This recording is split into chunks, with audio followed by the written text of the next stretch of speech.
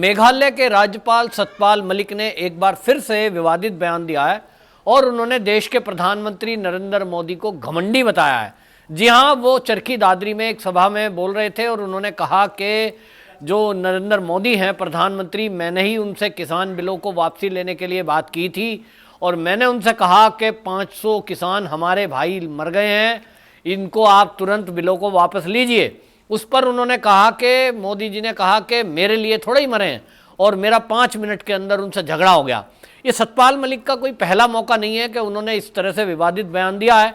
पिछले दिनों उन्होंने एक बयान दिया था और ये कहा था कि ये जो किसान आंदोलन चल रहा है, इनकी बात या तो मोदी जी आराम से मान लें, वरना ये वो लोग हैं जो इंदिरा गांधी को भी इन्होंने सबक सिखाया था। यानी एक तरह से उन्होंने धमकी दी प्रधानमंत्री को कि ये हत्या भी हो सकती है। उस समय सतपाल मलिक के इस बयान पे काफ़ी विवाद हुआ था और ये कहा गया था कि जिस समय केंद्र में सरकार हो और सतपाल मलिक, आप समझिए कि ये नियुक्ति इसी सरकार में हुई है उनकी, तो एक आदमी कैसे अपनी सरकार के विरुद्ध बोल सकता है। लेकिन हाँ, सतपाल मलिक के जो बयान हैं वो सारे के सारे बयान जाट कम्युनिटी को एड्रेस करते हुए वो बोलते हैं। कहीं ना कहीं उनके मन में महत्वाकांक्षा लग रही है कि उनको जो है जाटों का राष्ट्रीय लीडर बनने का शौक दिखाई दे रहा है और इसलिए आप देखेंगे कि कभी भी वो किसी कार्यक्रम में जाएंगे, खाप, पंचायत, जाटों के कार्यक्रम, सामाजिक कार्यक्रम, उसी में जाते हैं और अपने को हमेशा ये बताने की कोशिश करते हैं कि मैं जाटों का एक लीडर हूँ। अब उनकी ये महत्वाकांक्षा जब से ज़्यादा जाग रही है, जब से चुनाव पास आ रहे हैं। अब मोदी जी के खिलाफ जिस तरह के उन्होंने बयान दिए थे और इंदिरा गांधी को लेकर जिस तरह से प्रधानमंत्री को धमकी दी थी, ये बहुत ही गलत और अशोभनीय टिप्पणी थी। लेकिन उसके बावजूद भी केंद्र ने उनके खिलाफ कोई कार्रवाई नहीं करी। हालांकि उस समय ये माना जा रहा था कि अब सतपाल मलिक को राज्यपाल पद से हटाया जाएगा, लेकिन मोदी जी ने क्यों नहीं हटाया, क्या मजबूरियां हैं या उनकी बातों को इग्नोर किया जा रहा है, ये तो मोदी जी जानते हैं। ये पार्टी का भी अंदरूनी कुछ फैसला हो सकता है, सरकार का कुछ फैसला हो सकता है, लेकिन सतपाल मलिक के जितने भी बयान हैं मोदी जी को लेकर, ये सहन करने योग्य नहीं है। आज जब पूरी दुनिया में मोदी जी का डंका बोलता है, लोग उनका सम्मान करते हैं, ऐसे में कोई अंदर का ही व्यक्ति ये कह दे कि मोदी जी तो बहुत घमंडी हैं और वो किसानों के मुद्दे पर गंभीर नहीं है, मैंने उनको बताया, मैंने समझाया तो उन्होंने बिल वापसी लिए। ये एक ऐसी बात है जैसे कि सतपाल मलिक ये बताना चाह रहे हैं कि मैं गृह मंत्री अमित शाह और मोदी जी से भी ज़्यादा बुद्धिमान हूँ, उनके अंदर बुद्धि है नहीं, उन्हें समझ है नहीं। ये 3 कृषि बिल वापसी लेने की बात उनकी सलाह से हुई है। क्या सतपाल मलिक नहीं जानते कि जिस तरह से खालिस्तानी एंगल सामने आया था, जिस तरह से ये बातें सामने आई थी कि इस सारे मैटर में हिंदू सिख दंगा कराने की साजिश कहीं ना कहीं सामने दिख रही थी, तो आज सतपाल मलिक का दोबारा से ये बयान देना कि अभी आंदोलन खत्म नहीं हुआ है, अभी तो आंदोलन स्थगित हुआ है, अभी ये फिर से आंदोलन चलेगा, ये कहीं ना कहीं किसानों को भड़काने का काम कर रहे हैं। ये इस आंदोलन को, जो कि खत्म हो चुका, 3 बिल वापसी हो चुके, अब ये नया मुद्दा ला रहे हैं कि एमएसपी पे गारंटी दें। क्या सतपाल मलिक जी जानते नहीं है कि एमएसपी पे गारंटी देना सरकार के लिए संभव नहीं है, क्योंकि उसमें सारा देश का बजट उस एमएसपी के लिए चला जाएगा और सारी अर्थव्यवस्था डगमगा जाएगी। सतपाल मलिक अच्छे से जानते हैं कि एमएसपी पर गारंटी नहीं दी जा सकती। हाँ, एमएसपी पर खरीद ज़्यादा की जा सकती है, जो पहले की तुलना में डबल खरीद मोदी सरकार के दौरान हुई है। लेकिन सतपाल मलिक का फिर भी इस तरह का बयान देना, ये दिखा रहा है कि सतपाल मलिक के मन में अब राज्यपाल पद की गरिमा बनाने का नहीं है, उनको राजनीति करनी है। और राजनीति में भी उत्तर प्रदेश का चुनाव आ गया है, उनको उत्तर प्रदेश की राजनीति करने का मन दिखाई दे रहा है, क्योंकि जितने भी बयानबाजी उन्होंने की है, अब उसको यह समझा जा रहा है कि जिस तरह से एक राजनीतिक नेता बयान देता है, उस तरह से भड़काऊ बयान अब वो देने पे उतर गए हैं। जहां तक रही बात उनको पद से हटाने की, कभी भी उनको पद से हटाया जा सकता है, लेकिन जो चुनाव है उसमें क्या वो किसानों को भड़काएंगे? एक राज्यपाल के प्रति लोगों की गरिमा होती है, लोग आदरपूर्वक देखते हैं और सरकार की नीतियों पर राज्यपाल चलने के लिए बाध्य होता है। ऐसे में सतपाल मलिक का ये बयान आना कहीं ना कहीं बहुत अशोभनीय है, दुखद है।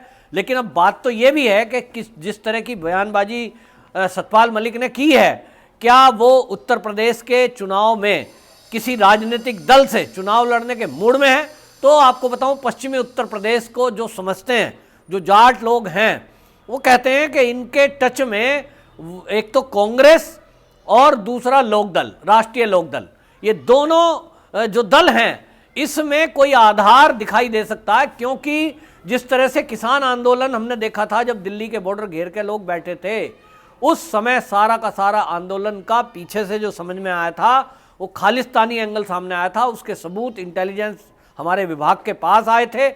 ये माना जा रहा था कि ये जो आंदोलन है ये किसानों के हित के लिए नहीं है, इसके पीछे केवल एक एजेंडा था सरकार को बदनाम करने का। और इसलिए ये माना जा रहा है कि ये जितना आंदोलन चलाया गया ये सब का सब राजनीति महत्वाकांक्षा रखने वाले लोगों ने चलाया, जिसको हमने बाद में देखा भी कि चंडूनी जी ने अपनी एक पार्टी बना ली, पंजाब के बहुत सारे संगठनों ने अपनी पार्टी बना ली, एक संगठन बना दिया और उसमें चुनाव में 177 सीटों पर पंजाब के अंदर अपने कैंडिडेट उतारने की बात पंजाब के किसान नेताओं ने की और गांव-गांव में वो प्रचार भी कर रहे हैं। तो ये माना जा रहा है कि ये वाकई में राजनीतिक महत्वाकांक्षा के चलते इस आंदोलन को खड़ा किया गया था। लेकिन सतपाल मलिक जो ये बयानबाजी कर रहे हैं, इसमें दो बातें हैं। एक तो वो मोदी जी को बदनाम करने का काम कर रहे हैं, जिससे कि विपक्ष को एक मुद्दा मिलेगा। अब कांग्रेस हो या आप पार्टी हो या लोकदल हो या समाजवादी हो, जो विपक्ष है वो कहेंगे कि देखिए सरकार का एक राज्यपाल ही मोदी जी को घमंडी बता रहा है और वो किसान हितैषी नहीं है। किसानों के बारे में मर गए जैसी शब्द पे वो कहते हैं मर गए तो मेरे लिए थोड़ी मरे, इस तरह की बातें। मतलब मोदी जी के साथ बैठकर आपकी क्या बंद कमरे में बात हुई, ये बातें तो बाहर आनी भी नहीं चाहिए। और यदि एक देश का राज्यपाल देश के प्रधानमंत्री या गृह मंत्री से बातचीत करने के बाद उस सीक्रेट बातचीत को बाहर उजागर करता है, तो ये कहीं ना कहीं नियमों का उल्लंघन भी है। अब पूरे देश में एक मांग ये उठ रही है कि गृह मंत्री जी, चुनाव का रिजल्ट जो होगा वो सबको पता है, क्योंकि उत्तर प्रदेश में योगी सरकार आना तय है। कोई भी किसान नेता आज बन करके, ये चाहे सतपाल मलिक आ जाए चाहे राकेश टिकैत आ जाए, किसी का कोई आधार नहीं है। जहाँ तक जयंत चौधरी की बात है, मैं खुद 2-4 रैलियों में वहाँ गया हूँ, लोगों से मिला हूँ। मुजफ्फरनगर, मेरठ, शामली, बागपत, बड़ौद, उस एरिया में राकेश टिकैत का कोई इफेक्ट नहीं है, जयंत चौधरी का कोई इफेक्ट नहीं है। लोगों का कहना यह है कि जब मुजफ्फरनगर दंगा हो रहा था उस समय जयंत चौधरी घर में दुबका हुआ था, जबकि संगीत सोम, सुरेश राणा जैसे लोग वहाँ लोगों के बीच में थे, लोगों के दुख सुख में साथ थे। और ऐसे में लोगों का कहना है कि ऐसे किसी व्यक्ति को हम नेता क्यों बनाएंगे जो दुख सुख में हमारे काम नहीं आता। और इसलिए जयंत चौधरी का भी कोई आधार है नहीं। और हमने जयंत चौधरी, अजीत, उनके पिता को देखा, अजीत सिंह को, उनका भी एक सूत्री कार्यक्रम रहता था कि अपना जो फील्ड है, अपना जो क्षेत्र है बागपत बड़ौद, उससे जीतना है और उसके बाद जो सरकार केंद्र में है उसका मंत्री पद लेना है। काम लोगों के लिए उन्होंने किया नहीं। दिल्ली से लेकर बागपत बड़ौद वाली जो रोड है, आप देखिए वो रोड अब मोदी सरकार में बन रही है, उसके पहले तो कभी किसी ने उस पर ध्यान दिया नहीं। गड्ढे बड़े बड़े, कोई विकास का काम नहीं, कोई इंडस्ट्री नहीं, जबकि वो हमेशा केंद्र में मंत्री रहे। तो लोगों का कहना यह है कि ये मौका परस्त लोग हैं और इन मौका परस्त जैसे लोगों के साथ आने का कोई मतलब ही नहीं है। सतपाल मलिक शायद मुगालते में है, उनको लगता है कि वो पश्चिमी उत्तर प्रदेश के कोई जाट नेता बन सकते हैं, तो हो सकता है कोई एक सिंगल सीट वो किसी ऐसी जगह से ले आए जहां से उनके रिश्तेदार, मित्र मंडली या कांग्रेस का सपोर्ट, समाजवादी का सपोर्ट हो जाए। लेकिन सतपाल मलिक अगर अपने आप को राष्ट्रीय जाट नेता बनाने का विचार कर रहे हैं तो ठीक है, मुंगेरी लाल के हसीन सपने अच्छे हैं, देखना चाहिए।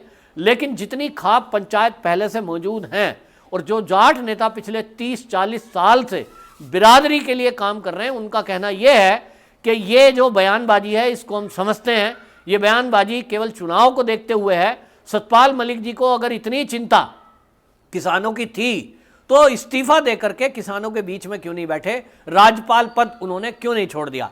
बहरहाल देखना होगा केंद्र सरकार सतपाल मलिक के इस बड़बोलेपन पर क्या एक्शन लेती है। और अमित शाह जैसे कि शक्ति के लिए जाने जाते हैं, अब उन्होंने अमित शाह और मोदी जी पर सीधा प्रहार किया है, इस पर तुरंत क्या एक्शन लिया जाएगा देखने लायक होगा। वंदे मातरम।